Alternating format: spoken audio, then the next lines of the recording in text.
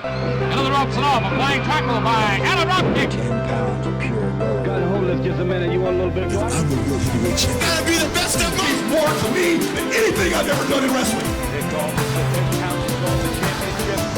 As existed in its current form. That canvas pretty hard, and look at Buddy go to work now. Oh! Hey everybody, it's Durger time. Thank you for joining me for another episode of TEW 2020, Billy Corgan's NWA. The votes are in. I got them. I don't have papers to pretend that I have them physically in my hand. Let me grab something. There we go. There we go. That's totally not my copy of Pain by the authors of Pain, the parody poetry book. I have the results here. And we're going to go through them a little bit, but we're only going to do, I believe, 2 of them today because we have 4 of them to go through. We're going to do 2 on this episode of Power, and we'll see how they fare. I'm going to say some of these results are unexpected.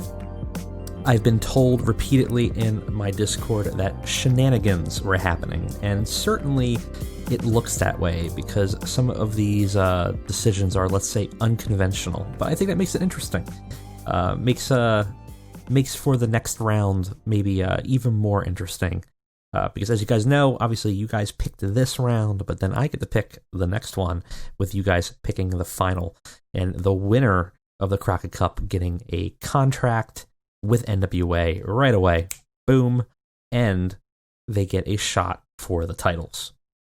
So, pretty big deal, and, you know, who knows what's going to happen. Everything could shake up weird, but for now, let's quickly go through the news in our game world.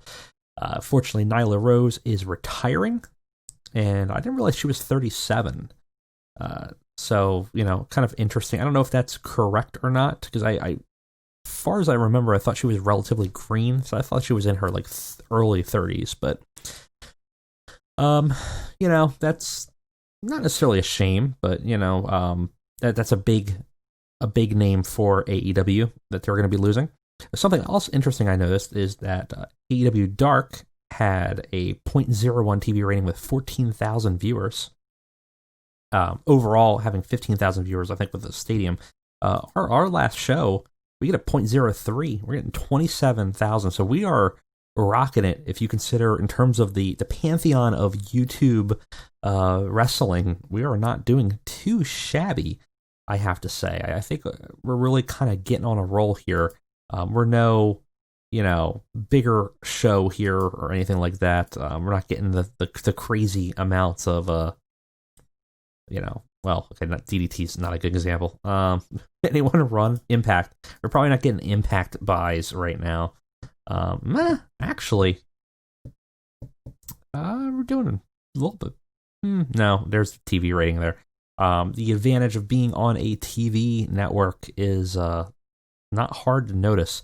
Something we should look at some point, maybe getting onto a different network and different negotiation. We can look at ours now, but I think we have some time before our YouTube contract is done, and I am not sure. Actually, I don't know if we have a specific time period for them right now.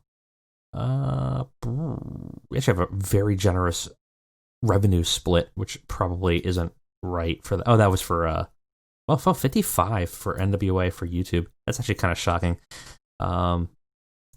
I just found out that YouTube takes like 60% of your super chat donations if you ever do a live stream.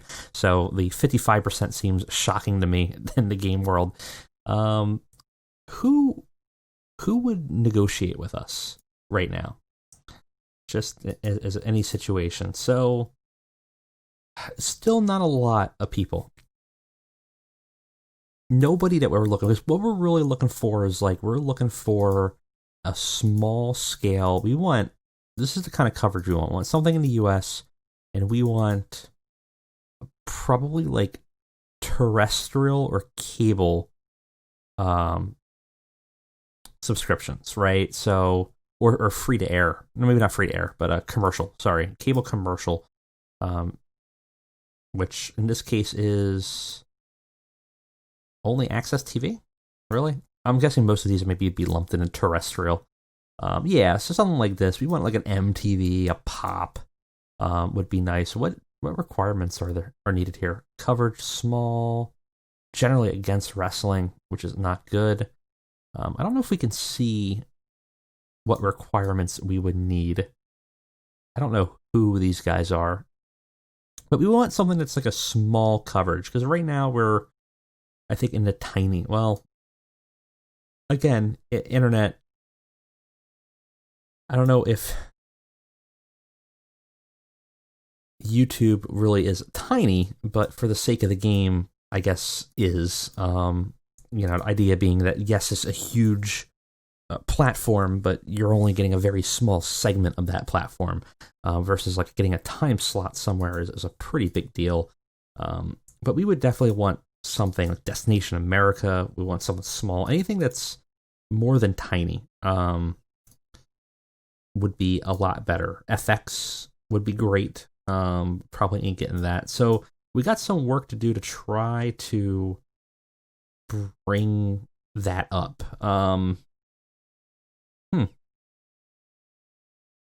Mav TV, very small. It's bigger than tiny.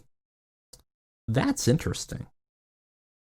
They look like they hit all of the US. What would they be looking for power? Just curious. Just seeing what we could do. Not willing to offer me late evening. Are doing late night would be fine. Not evening. Would be happy with early evening.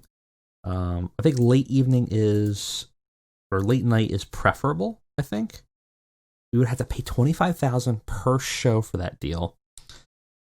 That would only be for 10% going to the company.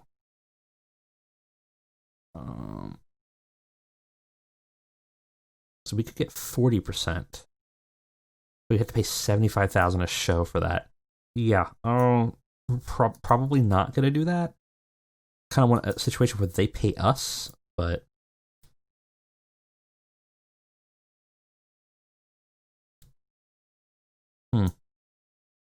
definitely an option. Something to look at. I'm not immensely opposed to switching now, but I feel like financially we're not in a horrible space with our revenue coming in from are we getting anything from, we should be getting something from them. Broadcast revenue. It's minimal. We're only making like $5,000. Can we get a little more from advertising? So nothing from the broadcaster, but we are getting some advertising revenue from that. It's not horrible, but it's not necessarily a lot, right? That's very minimal. It's not even covering it's covering like 3 workers for one show. So maybe something that we can look at is jumping into a deal with a bigger company and taking that shot. And we gotta crunch the numbers. I don't know, because even at $50,000 a show, that's expensive.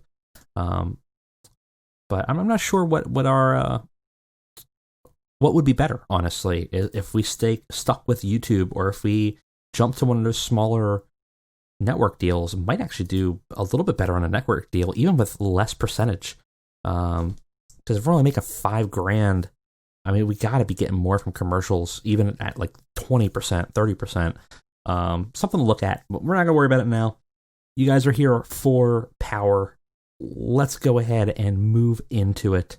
Let's fast forward and get to the show and see what our first 2 results on the Crockett Cup are.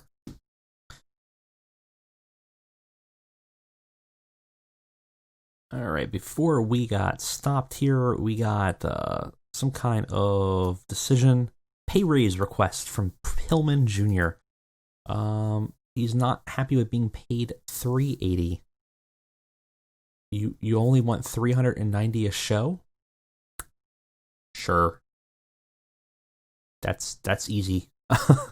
I'm not going to upset him at any point. Anyways, we're probably getting a steal from him for what he's about to become for us. What I really want is I would love to get some kind of loyalty from him, but I don't know if that's going to happen anytime soon. Our show is tonight. We have a few people that are unavailable. It's Tessa Blanchard's working Impact, and we got Phoenix, who I think is working CMLL.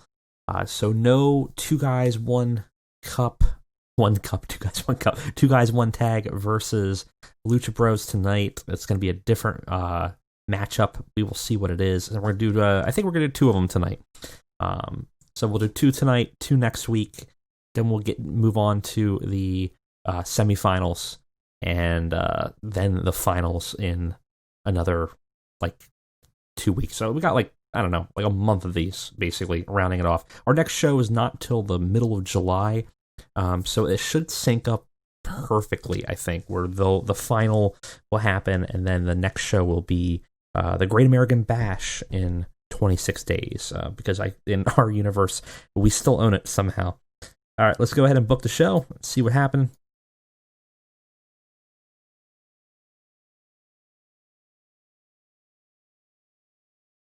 I still forgot to set that up, and we're still in Full Sail. Let's fix that.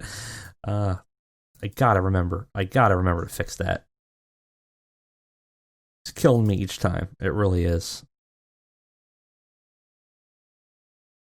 Oh, our economy in this area is falling, which is unfortunate, but we can deal with it.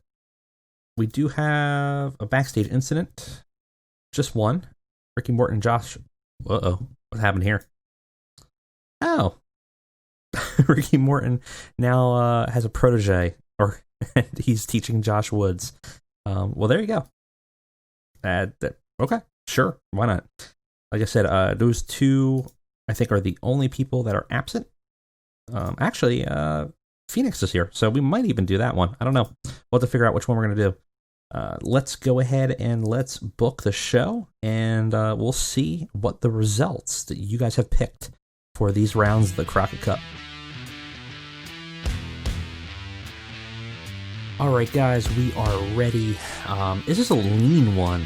We hit 65 minutes, but a lot of it is just match types. Just trying to play around with some lengths to see what we could get out of it with maximizing who we have on the show. So it's a little story light. We definitely do some stuff.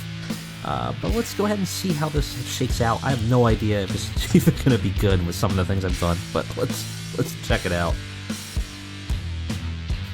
We start the show with Josephus offering Pillman a final offer, and they are backstage, and he is still trying to convince Pillman to join. Pillman's been kind of struggling after his loss with Brody Lee. He seems like he's kind of 50-50 right now, and Josephus has offered him sort of a way out through his cult.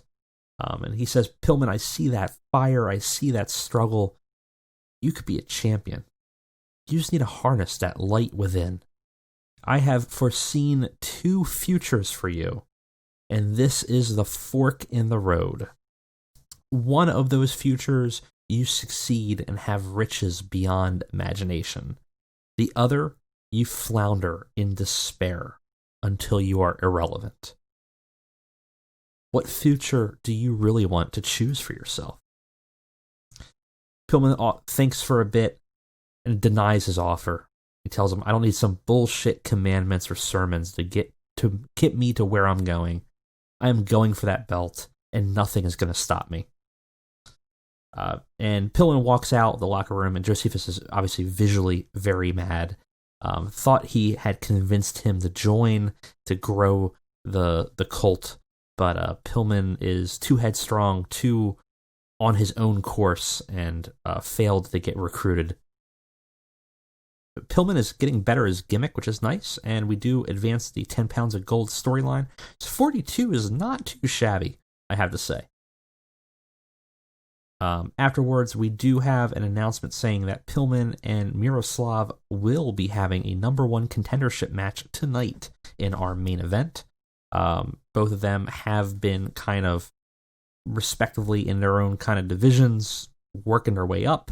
Miro very hot right now, but Pillman still having the credibility as well as being the former contender, kind of giving him a shot, and they will clash, and we will see who gets the shot at the 10 pounds of gold at the Great American Bash.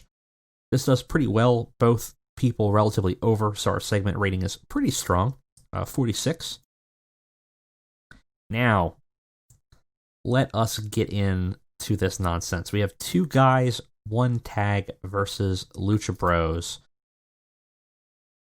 And let's take a look at the poll that we put up in our Discord. So, obviously, there's still an opportunity for the other 2 guys. If you have not voted yet, the next 2 matches will be Private Party versus Warhausen and Rock and Roll Express versus the African American Wolves. You have an opportunity to vote for them, but right now it's Lucha Bros versus 2 guys, 1 tag, and there's some shenanigans going on in these voting here.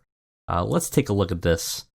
We got 2 guys, 1 tag winning with 86% of the votes. Only 2 people voted for Lucha Bros. Everybody else voted 2 guys, 1 tag.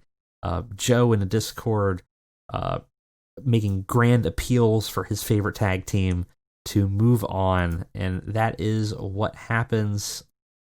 We have it's actually a really good match.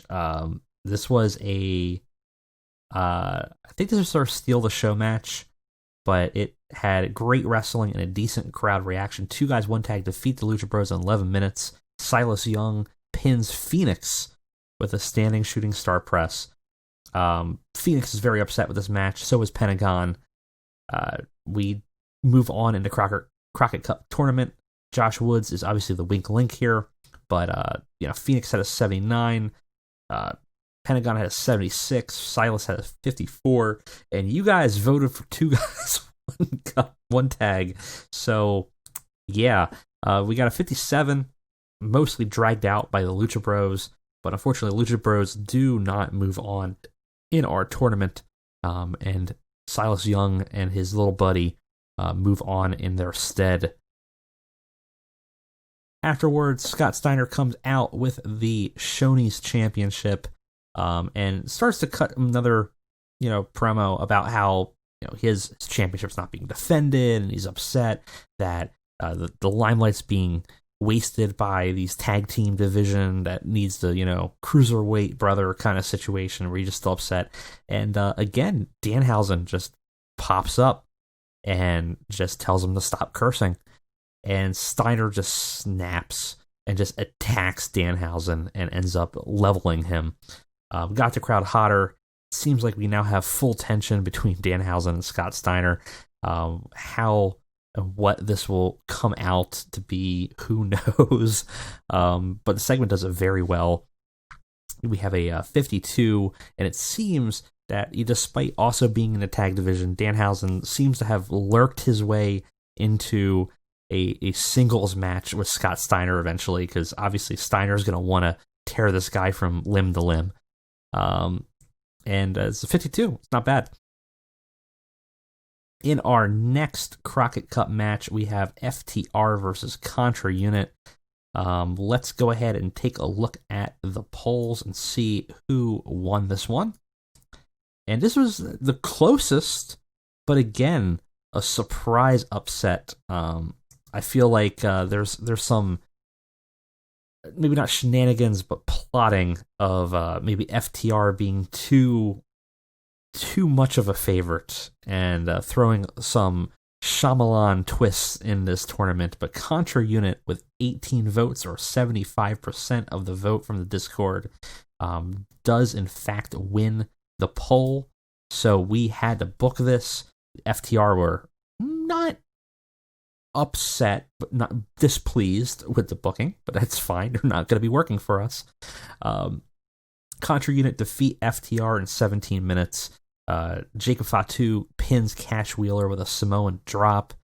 Machete was a weak link here. And yeah, he's definitely a weak link, but Fatu's got, a pretty decent ring performance. And this was kind of a weird one. I wanted to go with a technical match to see what we could do differently. So it was a very long match. It was like 17 minutes. Unfortunately, the crowd was rowdy, so we suffered a penalty from it, and Machete just couldn't hang there, but I thought maybe throwing a technical masterclass match in there would give FTR something to kind of chew on for their swan song here in the NWA. They do well, but I have to say, Fatu's pulling his weight too. I know you guys think I hate this. I really wanted FTR, and certainly FTR would work well in the NWA, but I actually like Contra Unit quite a bit. I think they fit well. I think their in-ring performance is not horrible, so I have no problems with Contra Unit. If this is the decision that happens, I don't have no problem with this at all. And in our main event, we have Pillman versus Miroslav.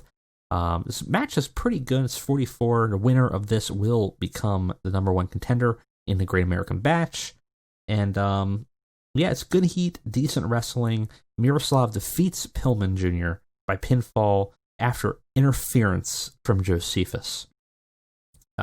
Miro not obviously aligned with Josephus, but Josephus and the Cult came out to attack Pillman after a referee bump left the ref kind of injured. Miro took advantage of this and did in fact win. So Josephus kind of basically forcing the reality of his two visions to come to fruition as punishment for Pillman not accepting joining the Cult itself. Match is pretty good, and it leads to a big old brawl.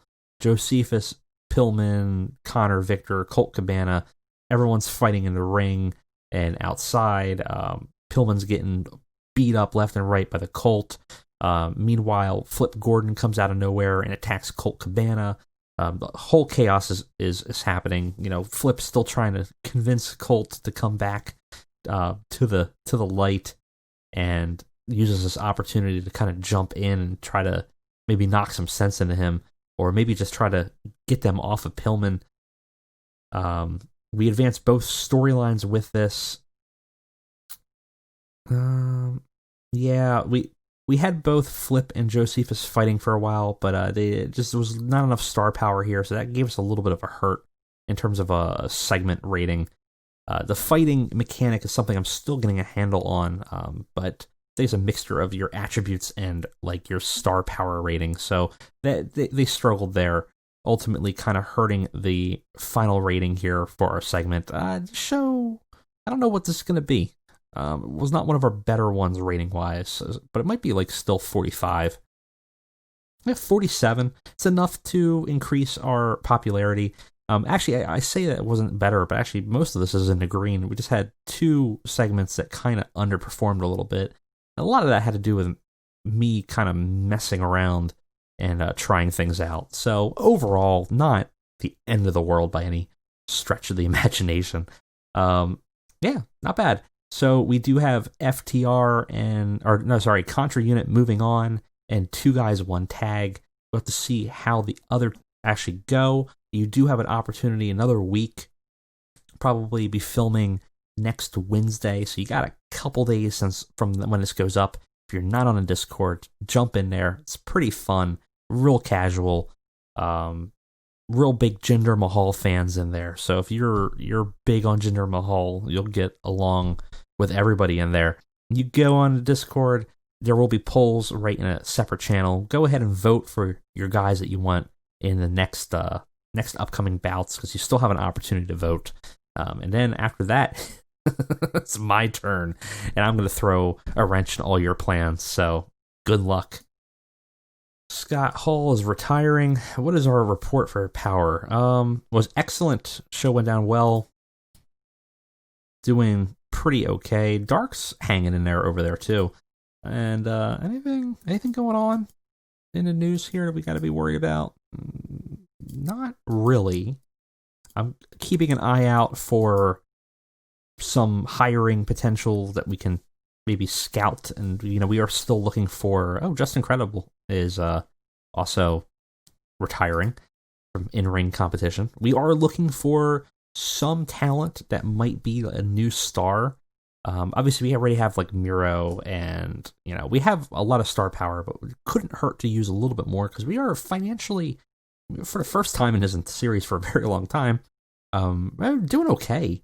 We're positive each month, so we got money to burn that we could use to really bolster the roster. And I don't really think we need that many more people. I mean, this is not really correct because we have all these tag teams that we have to burn out. But, we have room to spend on some big name talents if we really want to. And our polling figures are looking solid, a little bit under from what we were, I think, the previous week, but not by much. I still want to look at maybe switching out our broadcaster, though. I think we are suffering here in this little tiny thing. It expires in 33 days, so we have time to look at it. And I think when we do, I definitely think we should be looking at one of these terrestrial. Let's get on to a network of some sort. Anybody that would negotiate with us, because like I said, that MAV TV might not be bad. They are pro wrestling, so they won't really be that bad for us. Medium risk is not horrible, and they are very small, but it's better than tiny. So it's a step up for us, and it hits our territories. The only thing that we have to worry about is what we can do in terms of slotting, which the early evening is not bad. And if we can get some money, like even paying $25,000 per show seems like a lot, though. So we could get 30% for a 1-year deal. Maybe do 3 months just to kind of play it by ear. We'd be going head to head with 2 other time slot shows, CMLL and AEW Dark. That's a kind of a new mechanic, I think, is the time slots we have to worry about. So something we will have to look at. Late night is everybody. That might be a bad idea. So early evening's not bad. I don't know what the 30% is going to look like in terms of our when we have to have a 50 quality, which we've not been reaching. So that's also a little difficult. But it's a challenge to maybe overcome. And we have 33 days to really talk about it. So let me know what you guys think. I think it's the right move. But, like I said, we have some time to kind of finalize that idea. Right now, though, I think it is it for me today. I will bid you all adieu as we get out of here. And I guess I will see you guys next week for another episode and finish off the quarterfinals of the Crockett Cup. See you guys next time.